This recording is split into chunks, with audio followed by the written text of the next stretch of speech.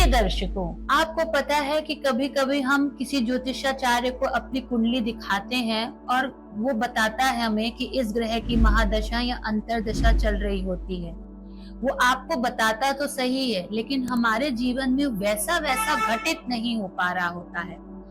तो आज मैं आपको बताऊंगी कि इसका कारण क्या है, क्यों ऐसा होता है कि कभी कभी ज्योतिषाचार्यों की बातें भी सही नहीं बन पाती हैं। पहला कारण तो होता है या तो आपके जन्म दिनांक, जन्म समय या जन्म स्थान का सही न होना। दूसरा कारण होता है हमारे कुंडली में 3 मुख्य केंद्र बिंदु होते हैं।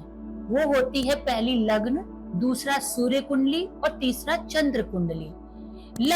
लग्न से हमारे शारीरिक और वास्तविक विकास का हमें पता लगता है कि लग्न और लग्नेश का अगर वो बलवान है, अगर वो स्वराशिस्थ हैं या उच्च की राशि में हैं, तो आप ये मान के चलिए कि आपका शारीरिक व वास्तविक जीवन का आधार बहुत ही उत्तम है, क्योंकि लग्न और लग्नेश का बलवान होना ही कुंडली को बहुत अधिक महत्वपूर्ण बनाता है। अब उसके बाद आती है स्थिति सूर्य की। सूर्य क्या है? सूर्य हमारी आत्मा है। सूर्य हमारी कुंडली में हमारी प्रतिष्ठा है और जीवन शक्ति है।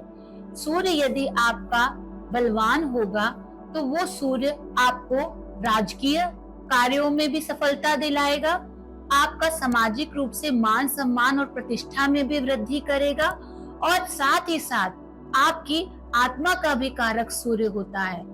तो ये आपको बताएगा कि किस तरीके से सूर्य का बलवान होना आपके जीवन में आपके जीवन को जीवन शक्ति से भर देता है। तीसरा है चंद्रमा, चंद्र राशि भी जिसे हम कहते हैं, यानी हमारे जन्म के समय में चंद्रमा जिस राशि पर होता है उसे हम चंद्र राशि कहते हैं।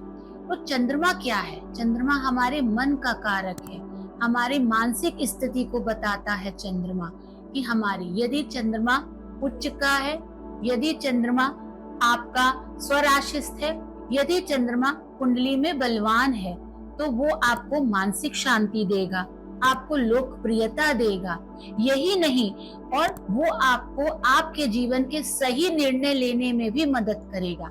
यही अगर चंद्रमा क्षीण है, क्षीण चंद्रमा का अर्थ होता है कृष्ण पक्ष की त्रयोदशी, चतुर्दशी, अमावस्या और प्रतिपदा और द्वितीया, ये 5 तिथियां अगर इसमें आपका चंद्रमा है तो ये मान के चलिए कि आपका चंद्रमा क्षीण है। क्षीण चंद्रमा आपको मानसिक अशांति देता है। क्षीण चंद्रमा आपको लोकप्रिय नहीं होने देता है। क्यों? क्योंकि वो मन का कारक है, और कहते हैं ना, मन के हारे हार है और मन के जीते जीत।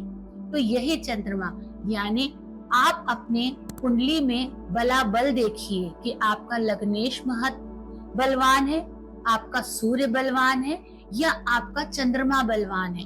तीनों के आधार पे ही तय कीजिए कि आपका फलित किससे होगा, लग्न कुंडली से होगा, सूर्य कुंडली से होगा या चंद्र कुंडली से होगा। ये कुंडलियों का आप विशेष ध्यान दीजिए।